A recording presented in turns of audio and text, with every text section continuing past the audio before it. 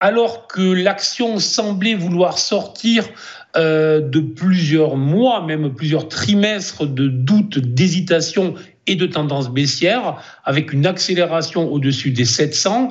On en avait parlé déjà plusieurs fois, avec un test du haut du canal ascendant en janvier, avec une accélération au-dessus, puis une réintégration. Je vous ai laissé volontairement le canal que je suivais.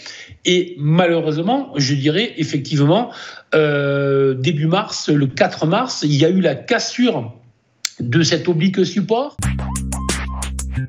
On poursuit avec LVMH. Les cours de la valeur du leader mondial du luxe ont dévissé de moins 8% la semaine écoulée. Le titre est toujours en souffrance dans un domaine pénalisé par une croissance chinoise en berne. Exactement. Et là, en fait, je dirais que alors que l'action semblait vouloir sortir de plusieurs mois, même plusieurs trimestres de doutes, d'hésitation et de tendance baissière, avec une accélération au-dessus des 700. On en avait parlé déjà plusieurs fois, avec un test du haut du canal ascendant en janvier, avec une accélération au-dessus, puis une réintégration. Je vous ai laissé volontairement le canal que je suivais. Et malheureusement, je dirais effectivement, début mars, le 4 mars, il y a eu la cassure de cet oblique support du canal ascendant. Et donc, ça veut dire que techniquement, l'action est en train de se retourner complètement, d'invalider le mouvement haussier qui se mettait en place. Alors, il reste une petite chance, je dirais.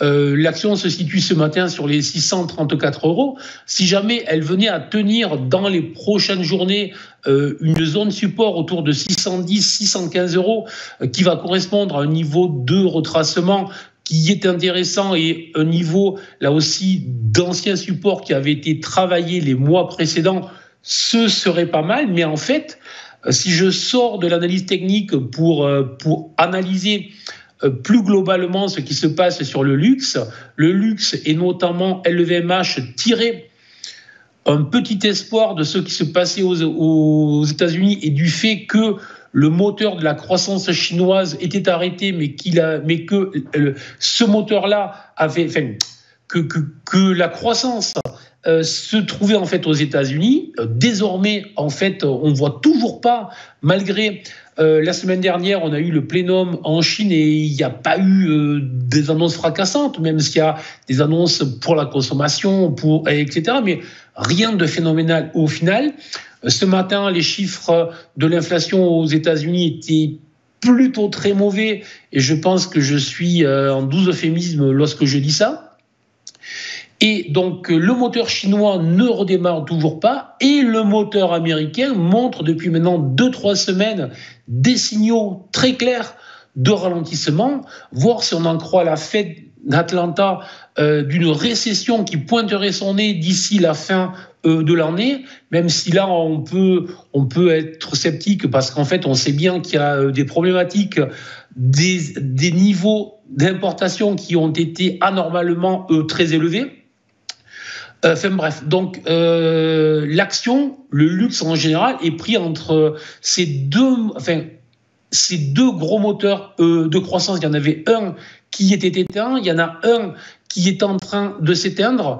Et on pourrait bien évidemment ajouter le fait que Trump, qui est toujours en train de menacer, sans pour autant sur l'Europe lancer les taxes douanières, si en plus on avait une nouvelle couche de taxes douanières, à ce moment-là, ça pourrait vraiment être un signal très négatif. Bref, donc prudence, alors que tous les feux semblaient s'allumer au vert, le secteur est en train de connaître à nouveau de gros risques et sur le plan technique, comme je vous le disais, voir si le support des 610, 615 tient.